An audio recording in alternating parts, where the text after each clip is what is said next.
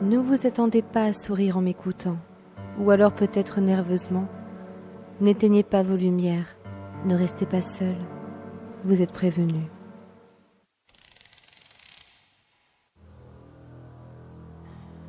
Je ne sais pas si c'est une bonne chose de vous révéler ce que j'ai découvert. Peut-être que je ne devrais pas mettre ça en ligne, qui sait. Cela fait maintenant quelques semaines que je suis allée au célèbre parc Disneyland. Une journée magnifique, mais c'est connu. La magie prend fin lorsqu'on rentre chez soi. Et elle a bien pris fin en effet. Une amie qui m'accompagnait ce jour-là a eu envie de se mettre à l'ombre et loin de la foule à cause de la chaleur qui l'étouffait. Elle était au bord du malaise. Nous sommes donc allés dans un coin retiré du parc.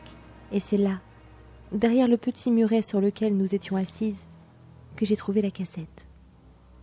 Ce que je m'apprête à vous faire écouter est l'enregistrement qu'elle contient. Si vous voulez garder la magie intacte, arrêtez immédiatement cette vidéo. Je ne vous dirai pas mon nom. Je ne vous dirai pas mon âge. Et si vous avez trouvé cette cassette, n'essayez pas de me retrouver. Je vais essayer de me reconstruire, changer d'identité, de ville, et pourquoi pas même de pays. Disney m'a tout pris, ma joie de vivre, mes rêves d'enfant et ma dignité. Pourtant, lorsque j'ai commencé à travailler au parc il y a 7 mois, j'étais la plus heureuse du monde. J'ai toujours été amoureuse de l'univers de la souris aux oreilles noires. Alors, quand on m'a appelée pour me dire que j'étais embauchée pour travailler au manoir hanté, j'ai sauté de joie. Ne vous méprenez pas, mon histoire ne concerne pas le manoir, mais autre chose, qui surpasse toutes les légendes que vous connaissez déjà. Quand je suis arrivée sur place pour mon premier jour, j'ai été accueillie avec beaucoup d'entrain et de gentillesse. Peut-être même trop quand j'y repense. On m'a expliqué que les employés, ici appelés cast members, étions logés dans un village appartenant au parc, entre nous, seulement nous. Aucune visite n'était autorisée dans nos logements.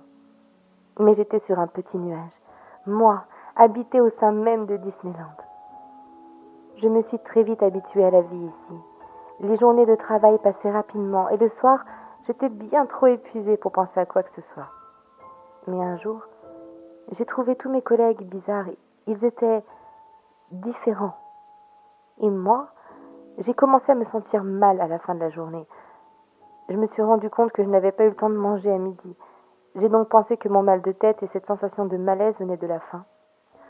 En rentrant chez moi ce soir-là, je n'étais pas aussi fatiguée que d'habitude. Et pour la première fois, j'ai eu du mal à m'endormir. Le lendemain, cette sensation étrange s'est intensifiée lorsque j'ai remarqué qu'un de mes collègues souriait dans le vide. Bien sûr, lorsqu'on travaille chez Disney, nous devons sourire en permanence, transmettre magie, joie et bonne humeur. Mais là, il était face à un mur et il souriait. Je me suis approchée de lui doucement et j'ai posé ma main sur son épaule. Il s'est retourné, toujours ce sourire presque effrayant aux lèvres. Je lui ai demandé si tout allait bien. Il continuait de sourire. J'ai répété ma question. Il est reparti travailler, sans un mot. De retour dans mon appartement une fois ma journée terminée, j'étais encore trop intriguée par ce sourire forcé pour fermer l'œil. Je n'ai pas réussi à m'endormir. Tout à coup, très tard dans la nuit, ou très tôt le matin, comme vous préférez, j'ai entendu une clé tourner dans ma serrure. La porte s'est ouverte. Des pas approchaient doucement de mon lit. Tétanisée, mon seul réflexe a été de faire semblant de dormir. La personne s'est approchée de moi. Elle a commencé à soulever mon t-shirt. J'ai hurlé, je me suis retournée et j'ai vu une silhouette humaine, une seringue à la main. Puis, le noir total. Je me suis réveillée dans une pièce sombre, éclairée seulement de quelques bougies. Ma tête me faisait mal et du sang coulait dans mon œil. J'avais reçu un sacré coup. Autour de moi, je distinguais des ombres encapuchonnées qui m'encerclaient. Un homme s'est approché. Il m'a demandé ce que j'avais vu. Je lui ai dit qu'une personne était entrée dans ma chambre et avait essayé de m'injecter un produit pendant mon sommeil. Il m'a répondu qu'à cette heure tardive, j'aurais dû dormir. Et ils se sont tous mis à rire. Je ne comprenais pas ce qui se passait. L'homme a saisi mon bras, il a relevé mon t-shirt, il a planté une seringue dans mon dos et là, rien. Même au bout de 20 minutes, une demi-heure, 3/4 d'heure, aucun effet ne se faisait ressentir. Une femme a alors ordonné la chose la plus horrible que j'ai pu entendre. Ma mort. Ils se sont tous approchés de moi. Ils ont levé un couteau, exactement comme on peut le voir dans certains films qui traitent de rituels malsains. Le cliché était réel. Mais il est arrivé. Et il leur a dit que ma vie lui appartenait. Je tairai son nom pour ne pas le mettre en danger. Mes bourreaux se sont immédiatement écartés en baissant la tête, comme des esclaves devant un tyran. Il m'a bandé les yeux et il m'a emmené en voiture dans un endroit isolé, loin du parc. Il m'a demandé pardon. Puis, sans un mot, il a sorti une hache de son coffre. J'ai senti mon cœur s'arrêter.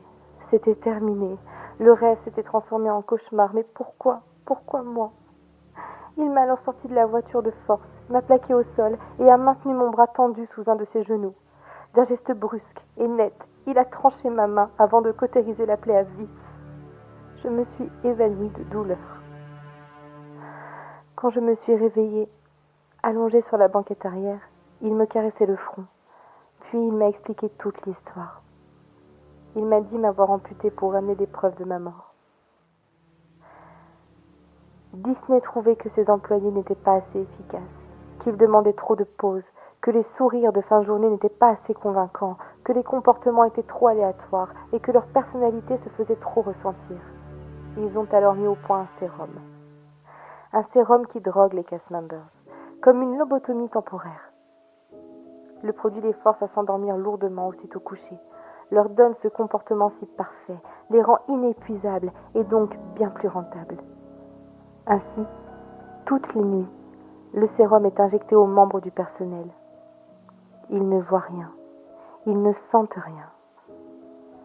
Il m'a aussi dit que certaines personnes, comme moi, résistaient au produit au bout d'un certain temps. Ils étaient alors tués et portés disparus auprès de leur famille. Mais lui, il avait décidé de sauver ses vies quand il le pouvait. Il m'a déposé dans une gare et il m'a dit de fuir aussi loin que possible et de trouver un médecin qui ne me connaissait pas.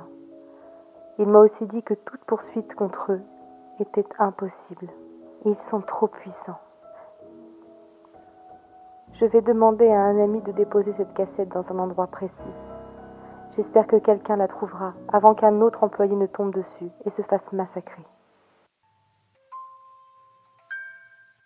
Ne vous demandez plus d'où viennent ces sourires si parfaits, ces gestes millimétrés, ces attitudes tellement similaires. Ne vous demandez plus comment les employés font pour ne pas s'évanouir lors des fortes chaleurs dans leurs costumes. Ne vous demandez plus d'où vient la magie. Maintenant, vous savez. Et si vous croisez une femme amputée d'une main, surtout, ne dites rien.